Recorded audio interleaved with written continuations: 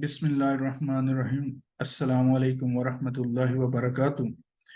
आज का जो हमारा टॉपिक है वो है सेरिब्रल पाल्सी। सीपी क्या है? सीपी दो लफ्ज़ों का मजमूआ है। सी से मुराद सेरिब्रल, पी से मुराद पाल्सी। सेरिब्रल दिमाग है, पाल्सी उसकी कमज़ोरी या उसकी बीमारी है, उसका फालज है। तो सीपी यानी सेरिब्रल पॉलिसी में क्या होता है कि जिस तरह से दिमाग की ग्रोथ डेवलपमेंट होनी चाहिए उस तरह से उसकी ग्रोथ या डेवलपमेंट नहीं होती, बल्कि किसी आर्जा की वजह से, किसी बीमारी की वजह से उसकी ग्रोथ जो है वो रुक जाती है। और उस ग्रोथ रुकने से क्या होता है कि जिस्म के अंदर उसके अज़ा, उसके असाब और उसकी जो है बिनाई, निगलना, सुनना, ये चीज़ें सारी डिस्टर्ब हो जाती हैं। उसके जो पट्टे हैं वो कमज़ोर हो जाते हैं, वो नहीं, उसका कोई स्टेबल नहीं खड़ा हो सकता, अपना बैलेंस नहीं बाज़ दफ़ा रख सकता, या किसी एक अज़ा में या किसी भी जगह पे उसको जो है माजूरी हो सकती है। आमतौर पर इससे क्या होता है कि पट्टों की कमजोरी होती है, और दूसरा ये होती है नर्व, मोटर नर्व, उनके अंदर कमजोरी होती है, उनका प्रॉपर तरीके से काम ना करना, वर्क ना करना, ये उसके अंदर डिस्टरबेंस आ सकती है इस सीपी की वजह से, सेरिब्रल पॉल्सी की वजह से।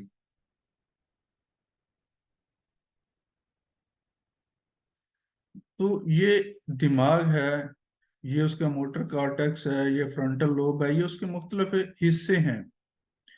तो ये प्राइटल लोब है, ऑक्सीपिटल लोब है, सेरिब्रल है, स्पाइनल कॉर्ड है।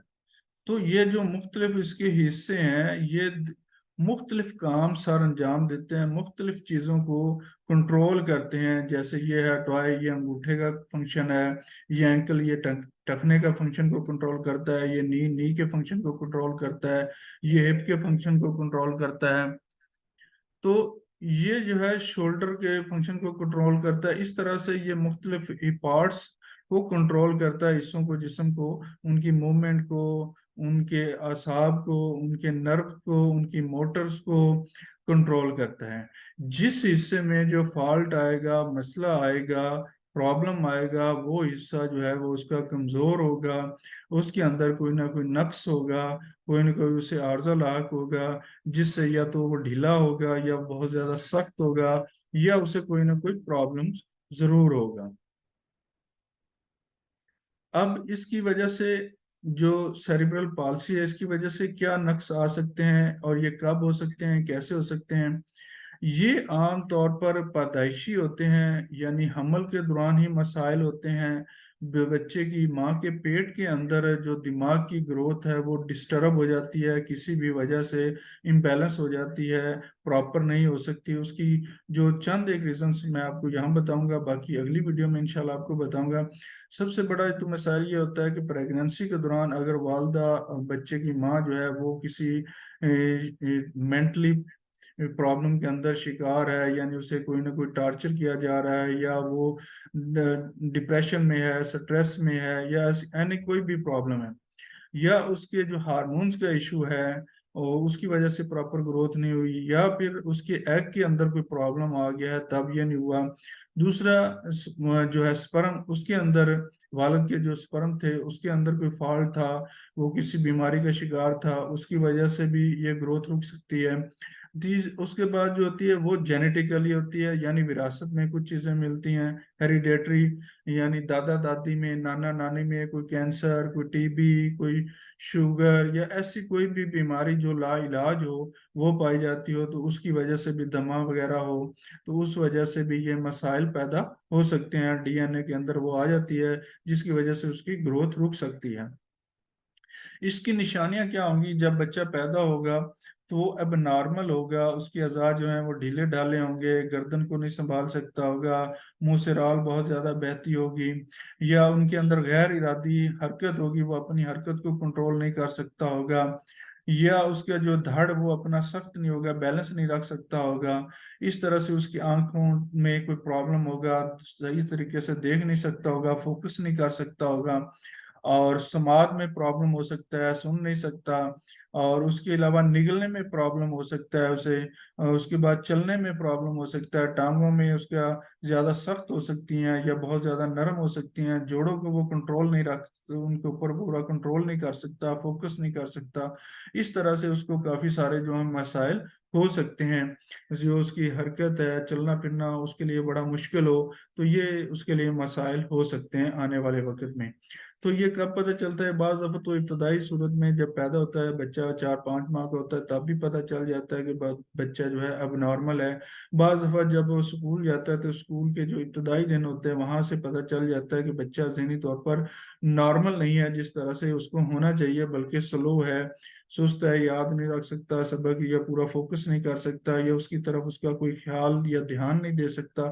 اس طرح کے مسائل اس کو آ سکتے ہیں۔ تو ان کے اندر سب سے بڑے مسائل کیا ہو سکتے ہیں؟ کسی ایک اعضاء کی یا دونوں اعضاء کی، یعنی ٹانگیں، ایک سائڈ کی ٹانگ یا دونوں ٹانگ، یا کوئی پاؤں یا کوئی گھٹنا، اسی طرح ہاتھ، بازو، ان کے جوڑ، ان کے اندر پرابلمس آ سکتے ہیں۔ اس کے بعد سب سے بڑا جو ہے اس کی بینائی کے اوپر اثر انداز ہو سکتی ہے، مرگی کے دورے اس کو پڑ سکتے ہیں، فٹس آ سکتے ہیں، جھٹکے لگ سکتے ہیں، اور سماعت اس کی جا سکتی ہے، گوائی جو ہے زبان بولنا اس کا جا سکتا ہے، وہ ڈسٹرب ہو سکتا ہے۔ تو اس طرح سے اس کو جو ہے مسائل پیدا ہو سکتے ہیں ایسے بچوں میں۔ تو وہ بچے جو پیدا ہوتے ہیں ان کو جب ایسے مسائل ہوں گے تو وہ سیریبرل پالسی میں آئیں گے، سی پی کے اندر آئیں گے۔ یہ ان کے مسائل ہیں۔ انشاءاللہ اسی طرح ہم آگے بھی چلتے جائیں گے، مزید میں آپ کو ان کی ڈیٹیل بتاؤں گا، اور ان کا ٹریٹمنٹ جو ہے ہومیوپیتھی کے اندر بہت ہی اچھا علاج ہے۔ اس سے بچے کافی حد تک بہتر ہوئے ہیں اور ہو رہے ہیں۔